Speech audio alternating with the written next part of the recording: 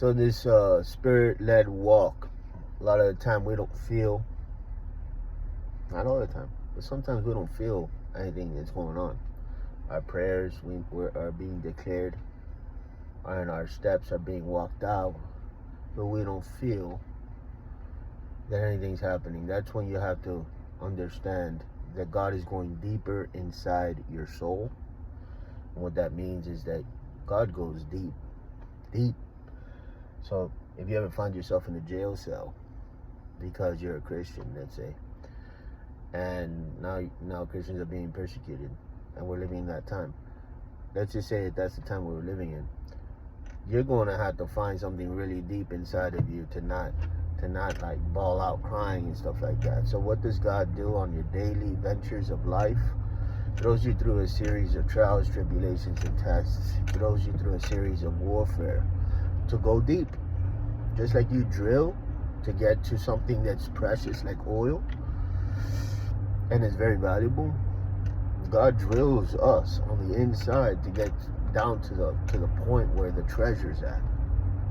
There was somebody that once said that when you hit rock bottom, that God is the rock at the bottom. I hit rock bottom when I was living in the world and I was on drugs and all that stuff. I mean, I would cry literal tears to not want to do drugs anymore. I was a slave to it. And I wanted to quit so bad. And I was at the bottom. And the despair was very real. And the mental anguish, all of it. It was just so, it was like death seemed really appealing to me because of how low I was on the inside. And lo and behold, even though I was in that state and I was in pure darkness, I had God with me. Like God would visit me and show me that by putting my trust in Him, He can get me out of that situation. That I don't have to stay there. That to continue to pray, to continue to press in, to continue to believe, to continue to have hope, to not give up. You know? And it didn't happen overnight. That's why I had to hold on, because the devil wanted me to kill myself. He just wanted that so bad, because that's all that was circulating in my mind day and night, was to do that to myself.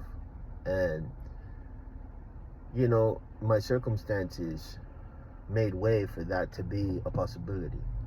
When everything around you sucks, and then the voice in your head is telling you to just go in peace, quote unquote, you know, and then on the other side, you're just going to be able to rest in peace, as they say.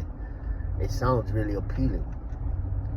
And I entertained it more than once. And I'm just grateful that God showed up in those circumstances, those situations. As He says in the Bible, that He is faithful and He sticks closer than a brother. I wasn't saved, and yet God still cared, and God loved me, and God saw me, even when nobody else saw me, and everybody else passed me up. I'm a firm believer, and I hope that people eventually get to the place where they understand that people are flawed individuals, and not to expect too much out of human beings, but to expect a whole lot from God.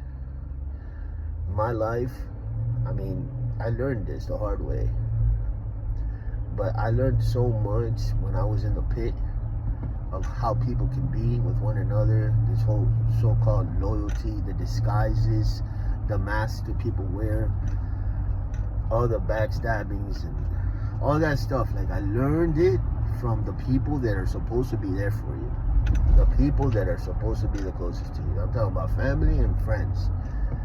And I learned that lesson early on. And then when that's taken away from you because your eyes are open to the fact that it's a big illusion that people are going to, and that doesn't go for everybody. For example, my mother, you know, something about mothers, I mean, they resemble God in a lot of ways. Not all mothers, obviously, but my mother resembled the characteristics of God in the sense of loyalty, faithfulness, and perseverance, and not giving up. Like my mom, she never left me. She never gave up on me. And neither did God. So I just wanted to say, first of all, this is a video that God is taking over, because I was going in another direction, but we'll go with it. And just wanted to say that through the pitch and all of that, there was a lot of lessons there for me to learn. Just like wherever you find your life, wherever you find yourself today, man, I kid you not, I bet you're learning so much from the people that are around you, how people can be, etc. I bet you anything, if you won the lottery tomorrow, everybody will change up and switch up with you and treat you a lot better. What does that say about them? And what does that say about how you should think? Stop. This is what God wants you to know. This is what He taught me. Stop putting people on a pedestal. Stop creating this platform for people to have so much power over you. You know what I mean? It's good to put boundaries. It's good. Notice that word, good. It's good. You have to do it. Good. Do it. You have to put boundaries on everybody.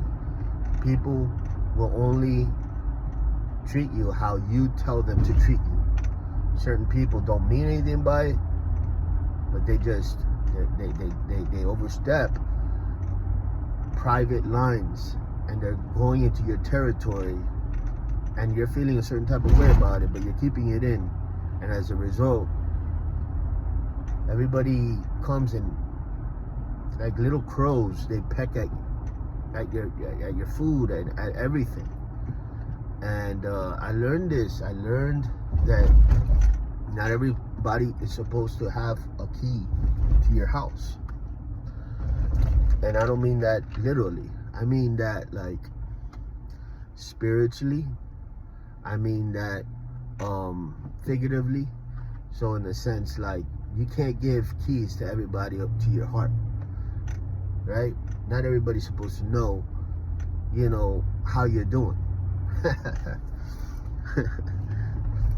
Yes, you can have one or two people in your inner circle that you decided this person is the right specimen that I'm going to share these things with. But can I just say, don't make a god out of them. Be very careful about making a god out of people. Never trust them with so much that you'll be shattered if they drop the ball. Now, let me say it again. Don't put so much on them that if they draw back, that you have nothing to sustain yourself with.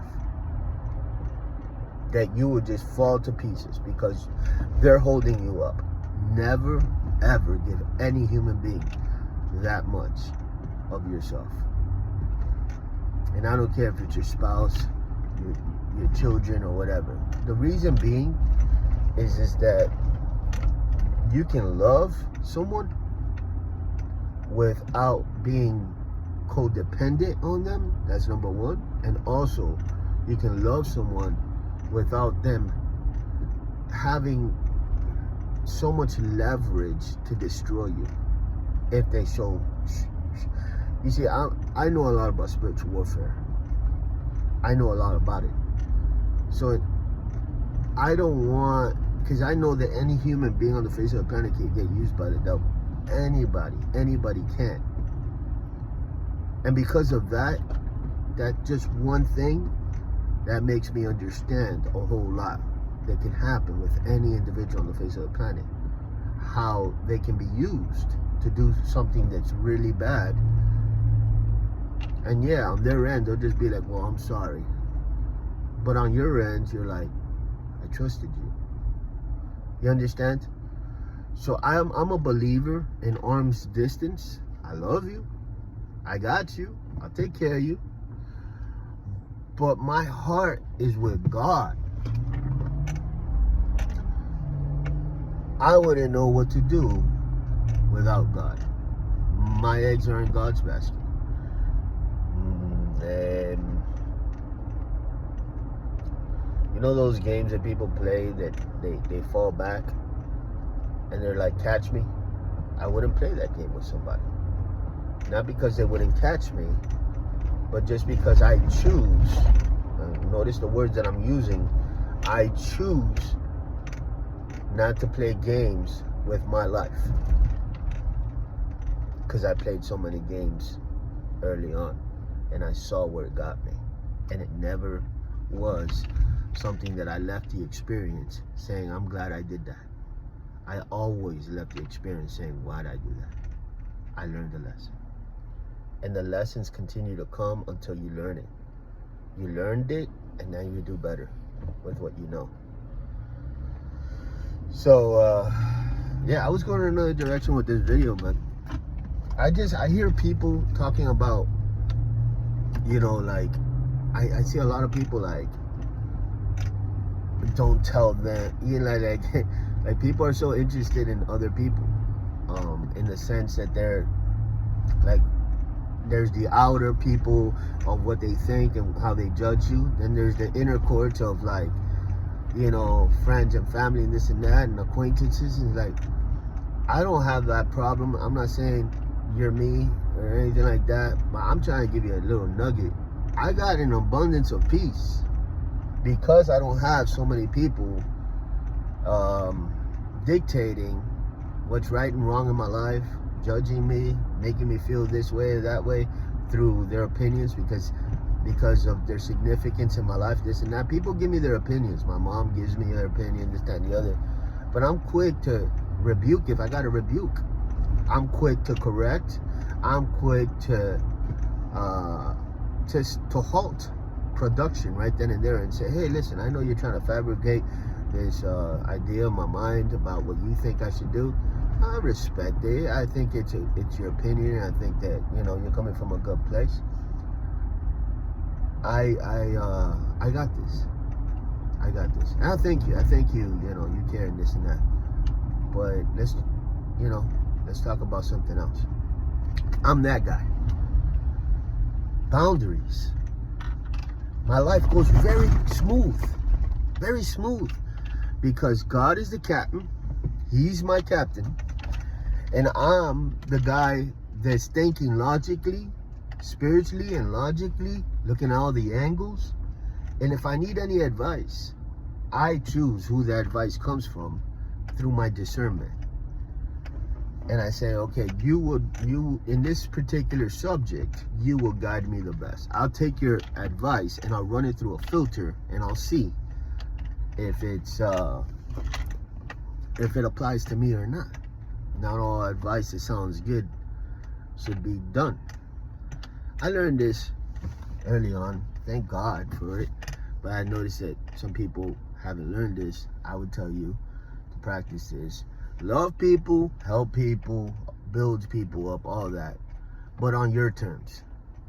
On your terms, not on their terms. Don't give people so much leverage over your life. You know? Because you're not going to have no peace. You're not going to have no, you're just going to be a person sucking, taking from you. I don't mind that I'm a giving person. I'll give to you on my terms. Okay? Not on your terms. Your life will be much better. God bless you.